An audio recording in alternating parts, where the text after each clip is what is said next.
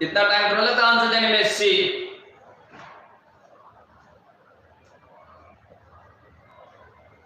जल्दी तो देखें। सी मौलिक अधिकार। सी कमल किशोर, शाबाश।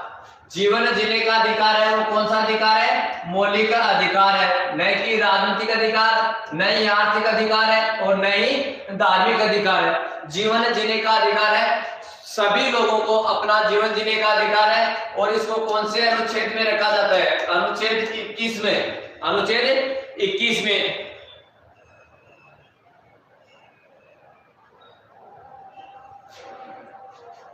अनुच्छेद 21 में प्राण एवं दैहिक स्वतंत्रता। प्राण एवं दैहिक स्वतंत्रता। प्राण एवं दैहिक स्वतंत्रता जो अनुच्छेद 21 है, उसके अंतर्गत जीवन जीने के अधिकार को रखा गया है। राजू, शाबाश। C option. हाँ, सभी का आंसर सी आ रहा है, बिल्कुल सही है। मौलिक अधिकार है प्राण एवं दैहिक स्वतंत्रता, अनुच्छेद 21 में। इसके अंतर्गत कई प्रकार के अधिकार आते हैं, जैसे निजता का अधिकार,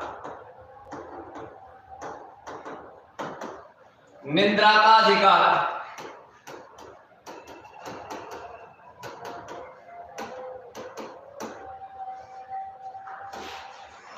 स्वच्छ जल का अधिकार। अनुच्छेद 21 बहुत ही व्यापक है। अनुच्छेद 1 जितने भी हमारे अधिकार है वो सारे के सारे लगभग अनुच्छेद 21 के अंदर आते हैं। निजता का अधिकार है, नींद लेने का अधिकार, या स्वच्छ जल का अधिकार, रहने का अधिकार, खाने का अधिकार, ये सारे के सारे अधिकार इसमें शामिल है। अगर आप कहीं घूमने जाते हो, बाहर विदेश जाने की इच्छा आपकी, और आपके पास आपका पासपोर्ट जब्त कर लिया जाता है, तो वो भी आपका एक अधिकार है कि आप उसे प्राप्त कर सकते हो। वो भी इसमें आता है प्राण एवं दैहिक स्वतंत्रता में, मौलिक अधिकारों की सूची में। बात करें नेक्स्ट प्रश्न की। निम्न में से कौन सा मूल अधिकार विदेशी नागरिकों को प्राप्त नहीं है? निम्न में से कौन सा मूल अधिकार विदेशी नागरिकों को प्राप्त नहीं है? आंसर तो देखें।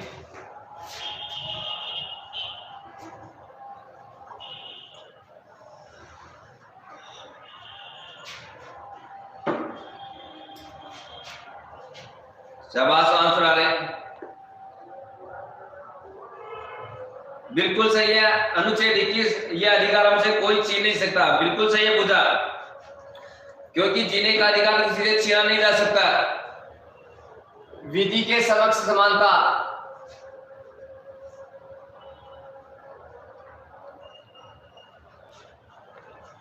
शाबाश, वेरी गुड।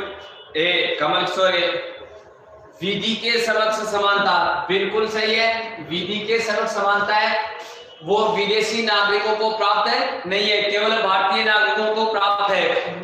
अगर अभिव्यक्ति की बात करें, सभी नागरिकों को बोलने का अधिकार होता है, किसी पर भी प्रतिबंध नहीं लगाया जा सकता। प्राण एवं दैहिक स्वतंत्रता का अधिकार, जिसकी हमने अभी बात की थी, कि जीने पर किसी के रोक नहीं लगाई जा सकती। जीने पर किसी के रोक नहीं लगाई जा सकती, किसी का जीवन हम नहीं छीन सकते। फिर है शोषण के विरुद्ध अधिकार। यह भारतीय संविधान के अनुच्छेद 23 व 24 में वर्णित है। अनुच्छेद 23 व 24 में इसका वर्णन मिलता है शोषण के विरुद्ध अधिकार का। जो अनुच्छेद 23 है, अनुच्छेद 23, बलात्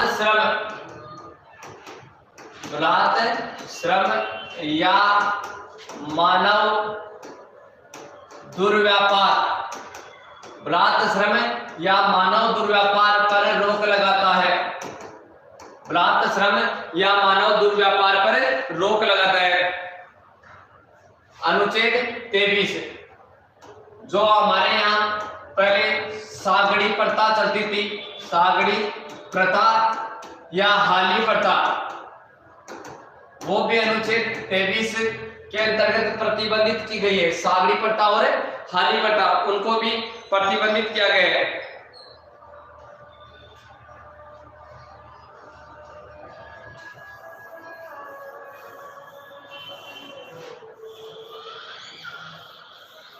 फिर जो अनुच्छेद 24 आता है इसमें, अनुच्छेद 24 बच्चों से कल कारखानों में काम से रोक, यानी 6 से 14 वर्ष तक के बच्चों से 6 से 14 वर्ष तक के बच्चों को आप ऐसी जगह से कार्य नहीं करवा सकते जहां पर दुर्घटना की संभावना ज्यादा रहती है। लेकिन अभी वर्तमान की बात करें तो सरकार के द्वारा सभी प्रकार के कार्य बच्चों से सभी प्रकार के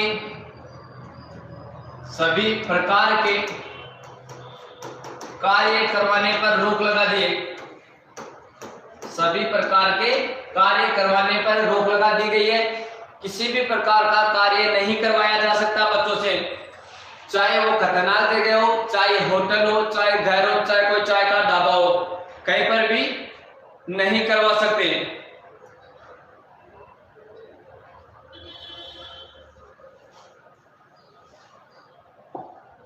अगला प्रश्न है, अल्पसंख्यकों के हितों की सुरक्षा किस अनुच्छेद में प्रदान किया गया है? अल्पसंख्यकों के हितों की सुरक्षा संविधान के कौन से अनुच्छेद में प्रावधान किया गया है? अल्पसंख्यकों की बात की गई है, उनके हितों की रक्षा संविधान का कौन सा अनुच्छेद करता है? सुमन, शाबाश, वेरी गुड, शाबाश। अल्पसंख्यकों के हितों की रक्षा संविधान का कौन सा अनुच्छेद करता है? सी ऑप्शन आ रहा है, बिल्कुल सही है। सभी का ऑप्शन क्या आ रहा है? सी आ रहा है, अनुच्छेद 29। अभी हमने देखा था अनुच्छेद 14 में 2 प्रकार की समानता है, विधि के समक्ष समानता और दूसरे विधियों का समान संरक्षण। अनुच्छेद 19 में 6 प्रकार की स्वतंत्रताएं लिखी थी और अनुच्छेद 32 में जो संवैधानिक उपचारों का अधिकार है उसका वर्णन है। अनुच्छेद 29 में भाषा, लिपि व संस्कृति, भाषा, लिपि व संस्कृति, इन 3 शब्दों का उल्लेख मिलता है। अल्पसंख्यक वर्ग के लोग अपनी भाषा, अपनी लिपि और अपनी संस्कृति को बनाए रख सकते हैं। अनुच्छेद 29 इन 3 बातों का उल्लेख करता है, भाषा, लिपि व संस्कृति। 3 ही शब्द को, चौथा शब्द नहीं है।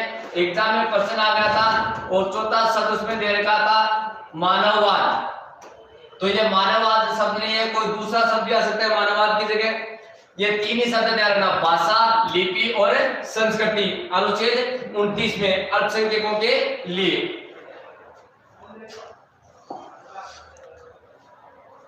नेक्स्ट प्रश्न है, निम्नलिखित में से किस को संविधान द्वारा मौलिक अधिकारों के संरक्षण की शक्ति प्रदान की गई है?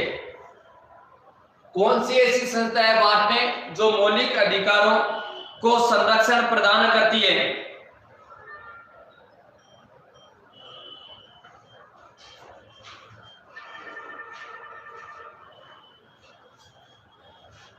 शाबाश, वेरी गुड, सी ऑप्शन आ रहा है।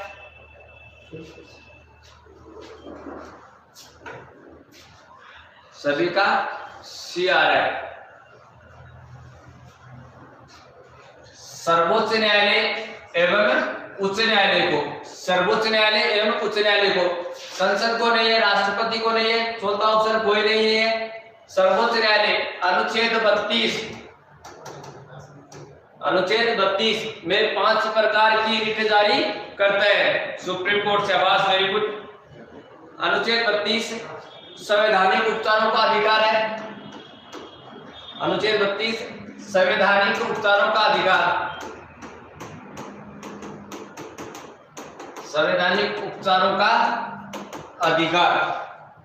अनुच्छेद 32 संवैधानिक उपचारों का अधिकार है, जो 5 प्रकार की रिट जारी करता है। 5 प्रकार की रिट जारी करता है। इस अधिकार को भारतीय संविधान की आत्मा, भारतीय संविधान की आत्मा किसने कहा था? भारतीय संविधान की आत्मा बी.आर. अंबेडकर ने कहा था। अनुच्छेद 32 को भारतीय संविधान की आत्मा बी.आर. अंबेडकर ने कहा था।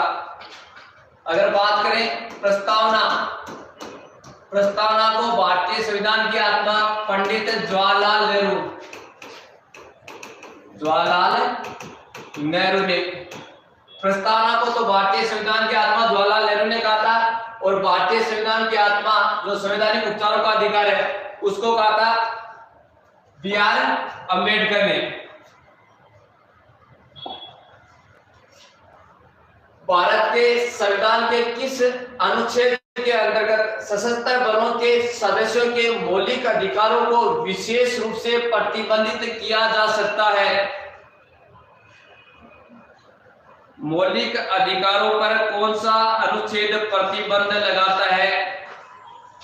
सशस्त्र बलों के, यानी जो हमारी सेना है, जो पुलिस बल है, उनके मौलिक अधिकारों पर कौन सा अनुच्छेद प्रतिबंधित लगाता है? शाबाश सुमन, पृथ्वी सिंह, बंसीराम, जयपाल।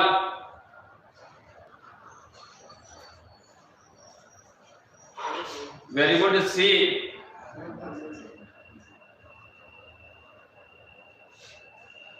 शाबाश, वेरी गुड, सी, बिल्कुल सी। अनुच्छेद 33 सेना पुलिस बल के जवान, सेना पुलिस बल के जवान, अर्धसैनिक बल के मौलिक अधिकारों को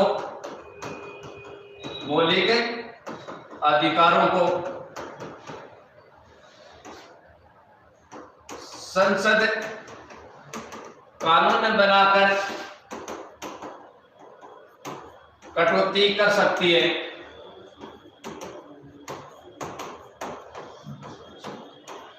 सेना पुलिस अर्धसैनिक बलों के अधिकारों में संसद कानून बनाकर कटौती कर सकती है। संविधान का अनुच्छेद 33 इस बात का वर्णन करता है।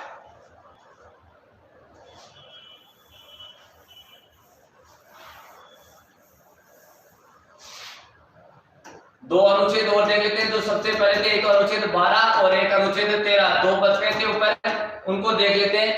अनुच्छेद 12 में किसका वर्णन मिलता है? राज्य शब्द का, राज्य शब्द का वर्णन मिलता है। राज्य शब्द को परिभाषित किया गया है अनुच्छेद 12 में। अनुच्छेद 12 में राज्य शब्द को परिभाषित किया गया है।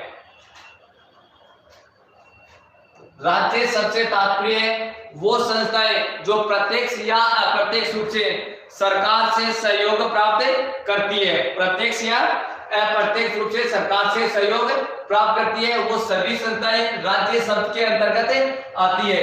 अगर हम बात करें एक संविधान का अनुच्छेद और है अनुच्छेद 36 है, वहां पर भी राज्य शब्द को परिभाषित किया गया है। अनुच्छेद 36 में भी राज्य शब्द को परिभाषित किया गया है। वहां पर लिखा गया है कि संविधान के भाग 3 व अनुच्छेद 12 में जो राज्य शब्द का अर्थ है वही अर्थ यहाँ पर बताया गया है अनुच्छेद 36 में। अगर एग्जाम में दोनों साथ आ जाए तो ऑप्शन कौन सा सही होगा? अनुच्छेद 12 सही होगा। और अगर अनुच्छेद 12 नहीं है तो अनुच्छेद 36 अपने आप सही होगा राज्य शब्द में। फिर अनुच्छेद 13 आता है न्यायिक पुनरावलोकन, न्यायिक पुनरावलोकन। अनुच्छेद 13 न्यायिक पुनरावलोकन। संसद ऐसे कानून जो बना देती है जो हमारे मौलिक अधिकारों में कटौती करते हो, मौलिक अधिकारों में कटौती करते हैं। तो सर्वोच्च न्यायालय उन्हें एक बार न्यायिक पुनरावलोकन के लिए वापस भेज सकती है। और इसी के अंतर्गत विधि शब्द को भी परिभाषित किया गया है। विधि शब्द को परिभाषित किया गया है। विधि शब्द को परिभाषित किया गया है। तो ये आज की हमारी क्लास थी। आशा करता हूं आपको अच्छी लगी होगी। मैंने कहता हूं अच्छी लगी है, लगी होगी। और कल फिर 6 बजे से हमारी यही क्लास रहेगी। अब डेली रहेगी 6 बजे से ये क्लास, सोमवार से शुक्रवार। शनिवार और इतवार 2 दिन नहीं रहेगी, शनिवार और इतवार को नहीं रहेगी। सोमवार से शुक्रवार डेली रहेगी। 6 बजे से क्लास है। पॉलिटिकल साइंस के डेली के 10 क्वेश्चन एक टॉपिक से संबंधित हम करेंगे। ठीक है, धन्यवाद।